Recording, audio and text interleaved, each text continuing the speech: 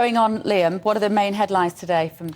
So I wanted to talk to you today. There's a British Chamber of Commerce survey out, which I should say, which, again, just like the OECD survey yesterday, says we're not going to go into a recession and actually growth is holding up OK. But what I really wanted to talk to you about is the bond market. What is the bond market? That is the place, that's the where the price of government debt is determined, the price of debt that companies issue, the price of all kinds of financial instruments. And what we're seeing, Bev, is a complete reversal of the sense just a few weeks ago that global interest rates have peaked. Global interest rates have not peaked. There's a lot more to come, and the UK will be affected by that. We've just seen Australia and Canada raise interest rates again. There's a lot of speculation.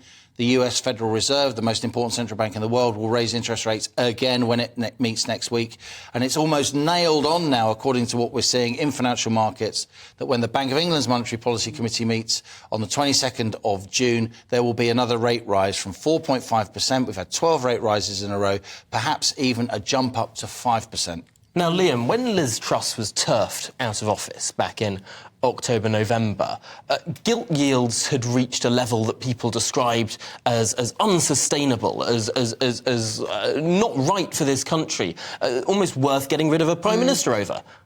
And yet today, where are gilt yields? OK, I've literally got the graph here, Tom. At the height of that mini-budget turmoil, the 10-year gilt yield, the price that the government must pay each year for 10 years to borrow money, was 4.51%. The gilt yield at the moment is 4.29%, so very much in the same vicinity. And remember, at that time, when Liz Truss and Kwasi Kwarteng were doing their mini-budget with policies that they said would promote growth, you also had the Bank of England, for some reason, selling lots of gilts into the market, trying to reverse so-called quantitative easing. It's complex, but all that means is that the Bank of England was doing stuff that was itself massively pushing up gilt yields, massively pushing up government borrowing costs at the time that Truss and Kwarteng were unveiling she was stitched their up once, policies. Well, maybe she was to some extent. I also think she didn't do herself any favours. I'm not saying... I'm saying exactly what I've said to her face several times since. I don't think she should have put the OBR out of commission. I do think she should have run her plans past the OBR. I do think she should have worked more with the Treasury and gone a bit slower. Having said that, you're completely right, Tom. We've now got a combination of, slow growth policies, higher corporation tax, more people being dragged into tax bans through thresholds being frozen, and we've got the same gilt yields almost that we had at the time of the mini-budget. Can we talk about a media economic story? Daily Telegraph, for sale. I'm not sure I know much about the Telegraph. No, Liam, declare an interest. Well, I have written a column for the Telegraph for about 25 years, so... Yeah, this is very interesting. Just putting my own... I'm obviously a very well-known columnist at the Telegraph.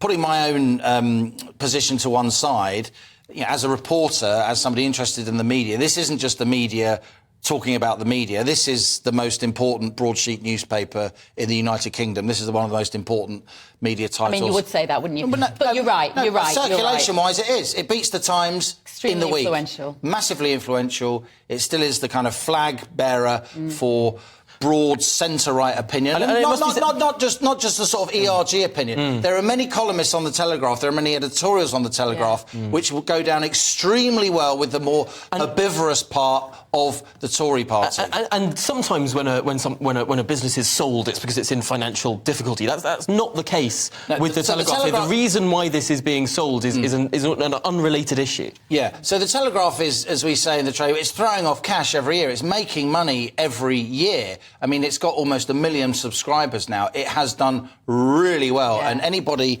who thinks the Telegraph hasn't been doing well recently just isn't being objective. I mean, even people on the left would say it is an amazing product.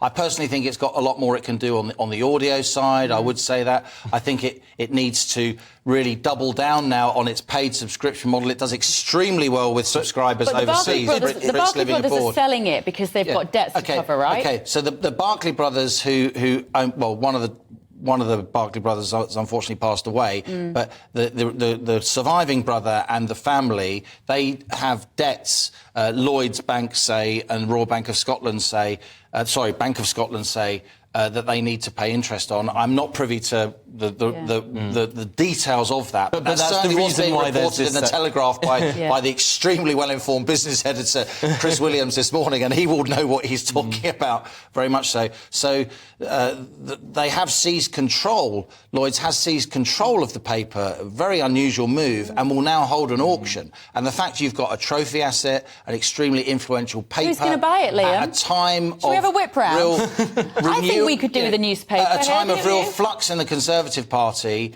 that is a very, very important thing. Who owns it will affect our entire national debate. And it could be quite a quick sale. A bank is not really wanting to be holding. But there will be an auction. There will be an auction, and there has to be due diligence before an auction. You're buying a complex asset. Look, the Telegraph isn't a listed company, right? The accounts aren't publicly available, so serious buyers, serious potential buyers, serious bidders will come forward. There'll be a scoping out process, a due diligence process. But it does look to me, just from what I'm reading in the papers and talking to a few people inside, that there will be an auction of this incredibly important media company within the next couple of months, including The Spectator, by the way.